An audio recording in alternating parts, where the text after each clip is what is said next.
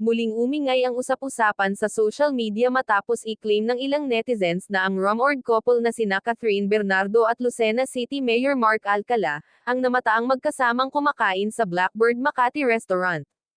Ayon sa kumakalat na post, makikitang magkatabi ang dalawa habang kumakain ng dinner sa isang kilala at mamahaling resto, bagay na agad nagpasiklab ng spekulasyon sa social media. Gayunpaman, may mga netizen ang kumokontra sa spekulasyon, at iginiit na hindi umano si Catherine Bernardo ang kasamang kumain ni Mark Alcala sa Blackbird. Ayon sa kanila, kapatid daw ni Mayor Mark Alcala ang babaeng nasa larawan at hindi ang aktres, kaya't maling akala lamang ang kumakalat online. Dahil dito, mas lalo pang naging hati ang opinyon ng publiko, may naniniwala sa unang claim, habang ang iba ay nagsasabing na pagkamalan lang ang pagkakakilanlan ng babae.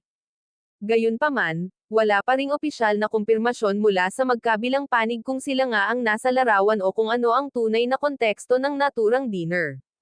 Kaya ang tanong ngayon ng netizens, mistaken identity lang ba ito, o may itinatagong katotohanan ang viral spotting?